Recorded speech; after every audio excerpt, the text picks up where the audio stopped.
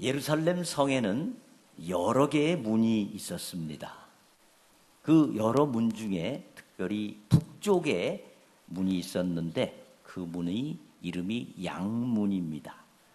왜 양문이냐면 양들을 제사 드릴 때 그 양들을 그 문을 통해서 이동하는 데 쓰였다고 합니다.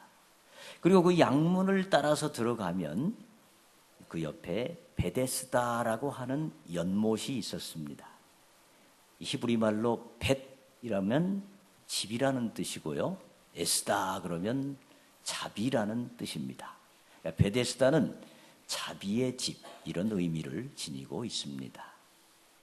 그 이름답게 그 베데스다 연못가에는 많은 병자들이 그곳에서 치료를 받기를 기다리고 있는 그런 곳이었습니다. 오늘 본문 5장 3절과 4절을 우리 같이 한번 읽어보겠습니다. 3절과 4절 시작. 그 안에 많은 병자, 맹인, 다리 저는 사람, 혈기 마른 사람들이 누워 물의 움직임을 기다리더니 이는 천사가 가끔 못에 내려와 물을 움직이게 하는데 움직인 후에 먼저 들어가는 자는 어떤 병에 걸렸든지 낫게 되밀어라. 아멘. 자, 이 3절과 4절에 보시면 혈기 마른 사람들이 누워라는 말 뒤에 괄호가 있습니다. 괄호. 그렇죠?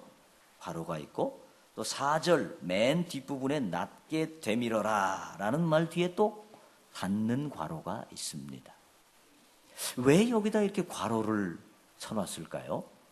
이것은 성경 말씀이 아니고 유대에 오랫동안 내려오는 전설과 같은 이야기라는 것입니다. 왜 환자들이 여기 이렇게 많이 기다리고 있냐 하면 이런 전설과 같은 이야기가 내려오기 때문에 치료를 받을까 하는 마음으로 거기에 누워있다라고 하는 것입니다. 학자들의 연구에 의하면 이 못이 아주 오래 전에 한번 그 온천 같은 것이 터지면서 물이 이렇게 움직인 때가 있었을 것이다. 그때 어떤 사람이 거기에 들어갔다가 어떤 병을 치유받지 않았을까 그런 추측을 하기도 합니다. 어찌됐든지 이 연못에서 오랫동안 기다리고 누워있는 사람들 참 불쌍한 사람들입니다. 어디 가서 치유받을 데도 없고 그렇다고 그 연못에 누워있다고 언제 그 물이 동할지 아무도 모릅니다. 그리고 또 물이 동한다 할지라도 한 사람만 낫는다고 하고 또 과연 한 사람이 들어갔다고 그것이 꼭 치유가 될지 그것도 알 수가 없는 일입니다. 그 막연한 전설 같은 그 미신 같은 그거 하나를 붙들고 사람들이 거기 그렇게 있었던 것입니다. 특별히 이 38년 된 병자는 38년이란 세월을 거기 누워 있었으니 얼마나 불쌍한 인생입니까? 우리말에 긴 병에 효자 없다 그런 말이 있죠. 뭐 처음 1, 2년은 열심히 부양도 하고 돌보지만 3년이 지나고 10년이 지나고 30년이 지났으니 누가 그를 돌보겠습니까? 더 이상 그를 돌보는 사람도 없고 홀로 외로이 그저 병 낫기를 기다리면서 누워있는 이 환자의 모습 참으로 불쌍한 모습이 아닐 수가 없습니다.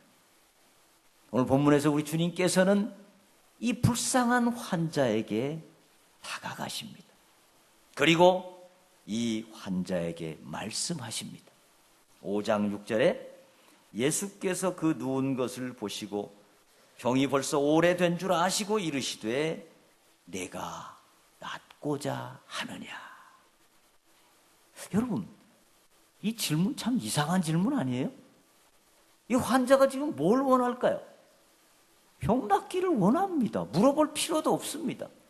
그런데 왜 예수님은 내가 낫기를 원하느냐 그렇게 물어보실까요? 병을 치유하든지 어떤 문제를 해결하든지 모든 일에 있어서 마음 자세가 대단히 중요하다라는 것입니다. 어떤 마음을 갖느냐가 병 치유나 문제 해결에 있어서 결정적인 역할을 한다라는 것입니다. 여러분, 하나님은 우리 인간을 로봇으로 만들지 않으셨습니다. 우리 인간의 자유의지를 대단히 중요하게 여기십니다.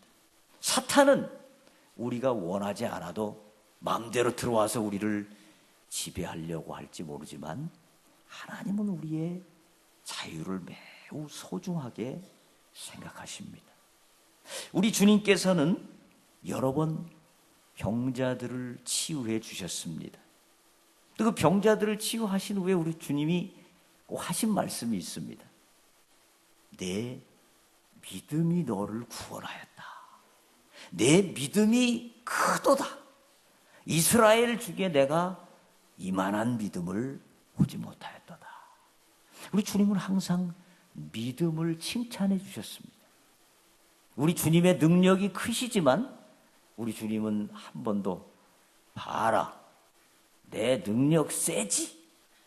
이렇게 말씀하신 적이 없어요. 예수님의 능력이 중요하지만 그 능력을 믿음으로 받아들이는 자에게 우리 주님께서는 놀라운 역사를 일으켜 주십니다. 미국의 유명한 암 전문의 가운데 우리 한국 분이 계십니다. 바로 김의신 박사라는 분인데요. 이분이 수십 년 동안 암 환자를 대하면서 발견한 것이 있답니다. 한국 사람과 미국 사람의 차이가 있대요. 한국 사람은 암이 걸렸다는 의사의 선고를 받고 나면 그날부터 밥도 안 먹고 고기도 안 먹고 잠도 안 자고 계속 울면서 아우, 내 팔자가 왜 이렇게 됐나? 완전 절망을 해버린다는 거예요. 그리고 상당수 경우에 3분의 1 정도의 사람들이 우울증에 걸려가지고 굉장히 고생을 한대요. 그런데 미국 사람들은 암이 걸렸다는 얘기를 듣고 밥을 잘 먹는데요. 잠도 잘 자고 의사의 처방도 잘 받고 수술도 잘 받고 그리고 하나님을 의지한대요. 하나님의 뜻이 있으실 것이다. 하나님께서 가장 좋은 길로 인도해 주실 것이다. 그리고 다 믿는데. 근데 막 한국 사람들은 그냥 원망하고 염려하고 슬퍼하고 세상이 다 꺼진 것처럼 하니까 암 선고 받기 전에는 쌩쌩하던 분이 암 선고 받고 나서 한 3개월 지나면 그냥 완전 환자가 돼버려, 진짜 막. 그리고 그러면은 마음 자세를 그렇게 가지면 암이 더 확 퍼진답니다.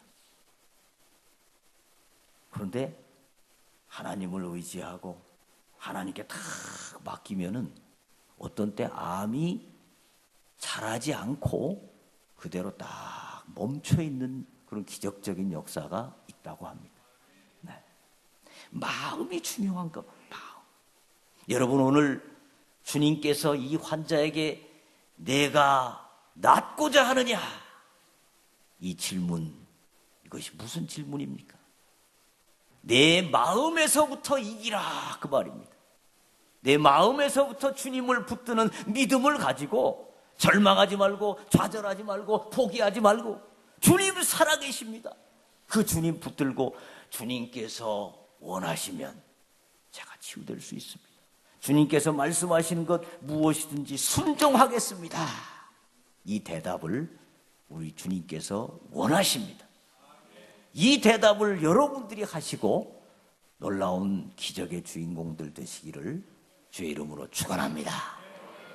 이 주님께서 이 병자를 향하여 내가 낫기를 원하느냐 그렇게 물으시면 보통 사람 같으면 네, 정말 낫기 원합니다. 절 좀 치유해 주세요. 이렇게 말해야 될 텐데 이 환자는 뭐라고 대답을 할까요? 5장 7절 말씀 같이 한번 읽어보겠습니다. 시작. 병자가 대답하되 주여 물이 움직일 때에 나를 못에 넣어주는 사람이 없어 내가 가는 동안에 다른 사람이 먼저 내려가나이다. 아멘. 이 환자는 예수님에게 치료를 부탁하는 것이 아니라 나를 도와줄 사람이 하나도 없습니다. 나 물에 넣어줄 사람이 없어요. 난 사랑도 못 받고 참 불행한 인생입니다. 이러고 신세 타령하고 있어요. 그러면서 지금 누가 자기 앞에 와 있습니까? 만병의 치유자 되시고 모든 문제의 해결자 되신 예수님이 앞에 와 계시면 이제 그분을 믿어야 됩니다. 근데 그분은 제껴놓고 지금도 계속 어떻게 하면 연못에 빨리 들어갈까? 그것만 생각하는 겁니다. 확실한 길을 두고 확실하지 않은 길을 지금 붙잡고 있는 것입니다. 여러분, 이게 38년 된 병자만의 문제가 아닙니다. 우리 한국 사회에도요, 많은 사람들이 확실하지 않은 미신 같은 것을 붙들고 불행한 삶을 살아가는 경우가 많습니다. 우리 한국에 무당이나 점쟁이 이런 무속인이 50만 명이 있다는 통계가 있습니다. 50만 명을 우리 인구수로 나눠보면 인구 100명당 1명이 무속인이라는 것입니다. 많은 사람들이 무속인을 찾아가요. 학식이 많은 사람도 무속인한테 가고 정치적으로도 높은 지위에 있는 분도 무속인을 찾아가고 심지어 기독교인 가운데서도 무속인을 찾아가는 분들이 꽤 있다고 합니다. 근데 무속인한테 가면 보통 어떻게 하죠? 무속인이 이렇게 말해요. 반말로 물 조심해. 아무래도 물에 재수가 없어. 이래 말해. 근데 물은 다 조심해야 돼요. 화물은 위험하죠.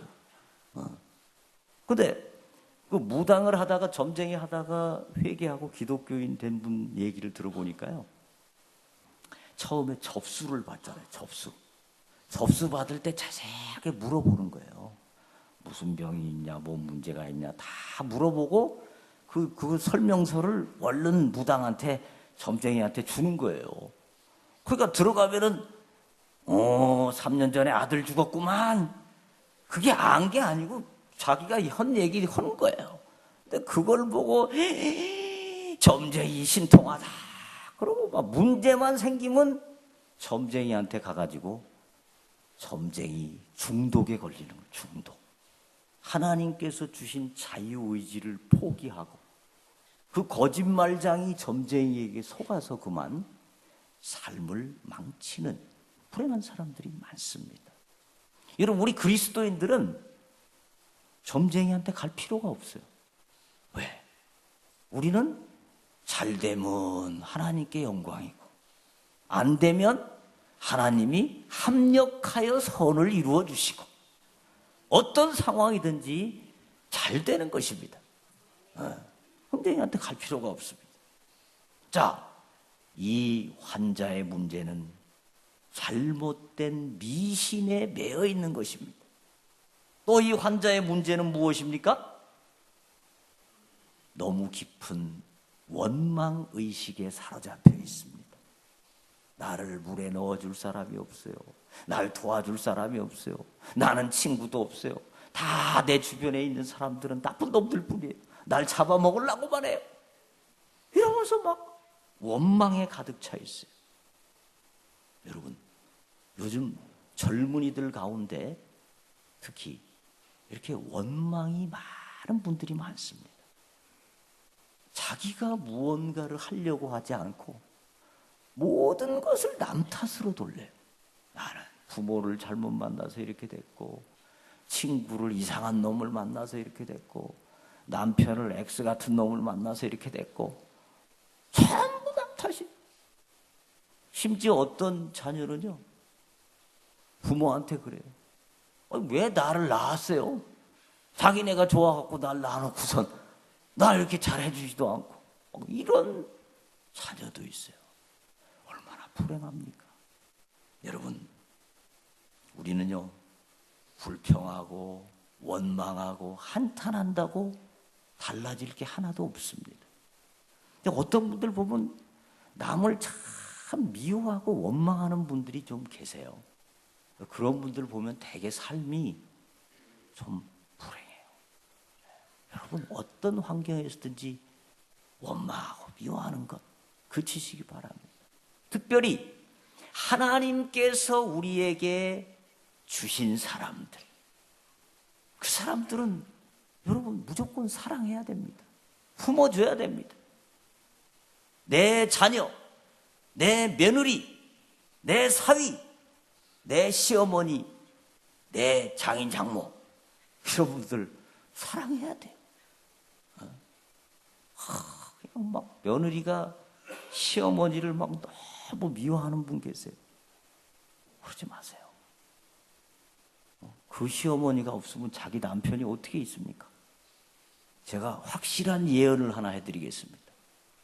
여러분의 시어머니는 앞으로 100년 내에 반드시 돌아가십니다. 그러니까 잘해주세요. 얼마 많이 못 계세요. 살아계실 때 잘해주시면 여러분도 시어머니 될 때 또 좋은 날이 옵니다. 저는 저희 집사람을 보면서 제가 좀 철이 없었을 때 조금 좀 불평이 있었습니다. 저희 어머니는 살림을 그렇게 잘하셨는데 새벽부터 밤중까지 얼마나 일을 잘하셨어요. 한 번도 피곤하다는 소리를 제가 들은 적이 없어요. 집사람 보면 뭐 어떻게 그냥 살림도 잘 못하는 거 하고 왜 저러냐, 좀 그런 불평이 좀 있었습니다. 죄송합니다. 그런데 한 번은 제가 집사람 자는 얼굴을 이렇게 보니까 어느새 조금 늙었더라고요. 그리고 나같이 현찮은 남자한테 와가지고 집사람이 고생 많이 했구나. 내가 그동안에 나 믿고 나한테 온 집사람한테 잘 못했구나. 그런 마음이 딱 들면서 내가 잘못하면 우리 집사람이 스트레스 받으면 그게 병이 되는데, 그럼 우리 모두가 불행해지는데 내가 앞으로 잘해야 되겠다, 이렇게 철이 들었습니다. 그리고 그 뒤로부터는 제가 웬만하면 집사람 얘기는 다 순종합니다. 그리고 집사람이 신천지로만 가지 않으면 그 외의 거는 제가 다 그냥 용납합니다. 품어줘야 돼요. 자식 때문에 마음고생 많이 하시는 분들 계시죠? 특별히 자식이 공부를 잘 못해가지고 저건 도대체 어디서 났냐? 왜 저렇게 공부를 안 하냐? 어디서 나기는 어디서 나요? 자기 속에서 나왔지. 근데 제가 보니까요, 공부는 어느 정도 타고난 머리가 있습니다. 이 컴퓨터도 보면 386, 486, 뭐 펜티엄 이런 게 있잖아요. 그 386에다가 막 엄청난 많은 양의 이걸 넣어서 하면 컴퓨터가 어떻게 돼요? 다운돼 버려요. 386 머리를 타고났는데 막 이놈 자식 왜 공부 안 해? 그러고 잡아 패면 딴 길로 가버려요. 안 됩니다. 어쩔 수 없어요. 근데 몇 해 전에 한림대학교에서 공부와 효의 관계를 설문조사를 했습니다. 근데 놀라운 결과가 나왔습니다. 공부를 잘하고 많이 하고 사회적으로 출세한 사람들일수록 부모에 대한 효성이 낮더래요. 부모에 대한 고마움이 별로 없어요. 근데 공부를 못한 사람, 공부를 많이 못한 사람, 이런 사람들일수록 부모의 은혜를 우리 부모님 너무 감사합니다. 부모가 별로 해준 것도 없는데 그렇게 감사한 거예요. 근데 이거 일반화하기는 어렵지만 일반적으로 보면 공부를 못한 사람들이 되게 마음이 좀 따뜻해요. 공부 많이 하고 잘한 사람들일수록 좀 성격이 차갑고 세상 말로 성질이 좀 더러운 사람들이 많습니다. 그래서 여러분의 자녀들이 공부를 잘하면 하나님께 감사하십시오. 얘가 앞으로 하나님 나라를 위해서 귀하게 쓰임 받겠구나. 공부를 못하면 이놈이 크게 효도하겠구나. 위로를 받으세요. 위로를. 옛날에는 개미와 배짱이의 얘기가, 배짱이가 그냥 여름에 맨날 탱자탱자 노래나 부르다가 겨울에 먹을 게 없어서 뭐 굶어 죽었다 뭐 그런 얘기잖아요. 요새는 얘기가 바뀌었대요. 어떻게 바뀌었냐면 배짱이는 노래 불렀던 게 히트를 쳐가지고 막 미국에까지 가가지고 막 세계적으로 돈을 엄청나게 번 거예요. 근데 개미는 너무 열심히 일을 해가지고 그냥 손에 관절염이 걸려가지고 너무너무 불행하게 살았다는 거예요. 여러분, 하나님이 주신 은사가 다 다릅니다. 여러분의 자녀가 혹시 공부를 못하더라도 너무 구박하지 마시고, 아이고 이놈이 뭔가 앞으로 큰 인물이 될 거예요. 뭔지는 모르지만, 그리고 늘 감싸주시고 격려해 주시고, 너는 하나님이 쓰신다, 너는 하나님이 책임지신다, 이렇게 믿음을 불어넣어 주시기를 바랍니다. 우리 주님께서는 38년 된 병자를 향해서 뭐라고 말씀하십니까? 8절에 예수께서 이르시되 일어나 내 자리를 들고 걸어가라. 우리 주님 왜 이런 말씀하셨을까요? 너 쓸데없는 미신 같은 거 붙들지 말고, 그 다음에 남이 나 안 도와준다고 괜히 원망하지 말고 일어나 걸어라. 그렇게 말씀하십니다. 여러분, 이 38년 된 병자 입장에서 생각하면 예수님의 말씀은 좀 황당하게 들릴 수 있습니다. 아니 지금 이 병자가 일어날 줄 몰라서 안 일어나요?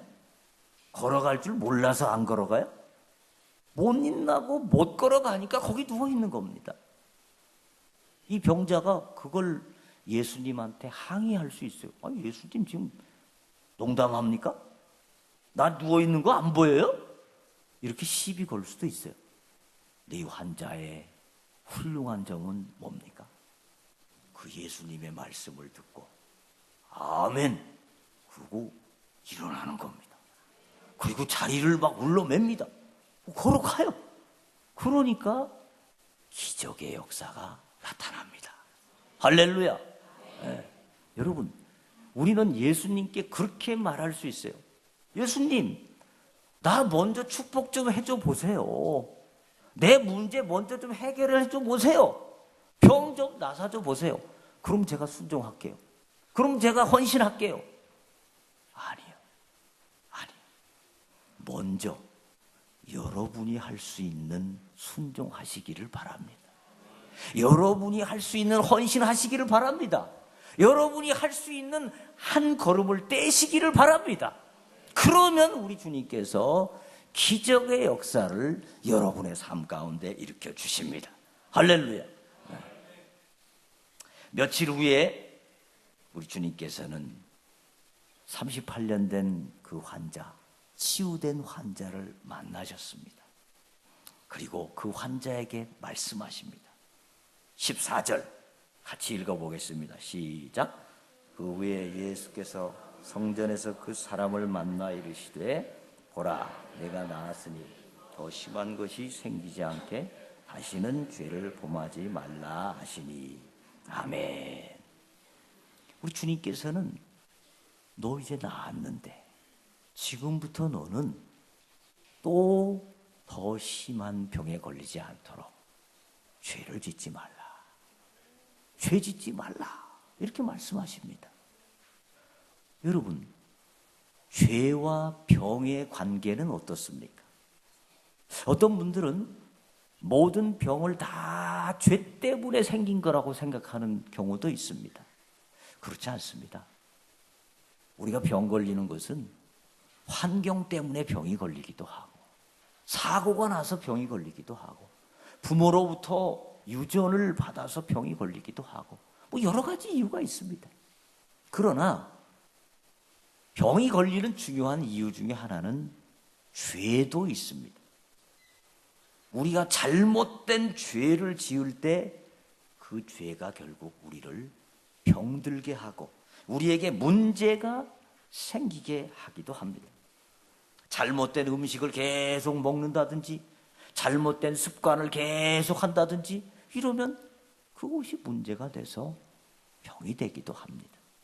그래서 우리는 주님의 은혜로 병 치료를 받고 그러면서 평상시에 우리의 삶이 하나님 앞에서 바르고 거룩한 삶이 되도록 노력해야 됩니다. 몇 해 전에 어떤 뉴스를 보니까요, 어떤 여성분이 어떤 남자를 채팅을 통해서 만나가지고 서로 교제를 했습니다. 채팅을 해서 만났는데 그게 완전 사기꾼 같은 남자를 만나가지고 그만 교제하다가 성폭행을 당하고 또 성폭행을 한 놈이 위협을 해가지고 신용카드도 뺏기고 그 다음에 모텔에서 만나가지고 맥주병으로 머리를 얻어맞고 이런 참 험한 꼴을 당했습니다. 근데 이 여자가 누구냐면 대구의 모 고등학교 선생님이었어요. 선생님이 이렇게 이상한 사람을 만나가지고 고생을 한 겁니다. 여러분, 우리가 그리스도인으로 살아간다는 것이 무엇입니까? 그리스도인으로서 거룩한 삶을 산다는 것입니다. 거룩한 삶을 산다는 건 무엇입니까? 만나지 말아야 될 사람은 안 만나야 하는 겁니다. 가지 말아야 할 곳은 안 가는 겁니다. 먹지 말아야 될 것은 안 먹는 겁니다. 그리고 하지 말아야 될 행동 안 하는 것입니다. 거룩한 삶이라고 하는 것은 소극적으로는 하나님께서 기뻐하시지 않는 삶을 거절하는 것입니다. 그리고 적극적으로는 하나님께서 기뻐하시는 삶을 살아가는 것입니다. 매일 매순간 어렵지만 힘들지만 때로 고통스러울 때도 있지만 하나님이 원하시는 뜻을 향하여 매 순간 순종의 삶을 사는 것, 이것이 바로 거룩한 삶이고 이런 삶을 살아갈 때 우리 삶에 하나님의 놀라운 치유와 문제 해결의 역사가 나타날 줄로 믿습니다. 말씀을 정리합니다. 우리 주님께서 38년 된 병자를 향하여 세 마디의 말씀을 하셨습니다. 내가 낫고자 하느냐? 일어나 내 자리를 들고 걸어가라. 다시는 죄를 범치 말라.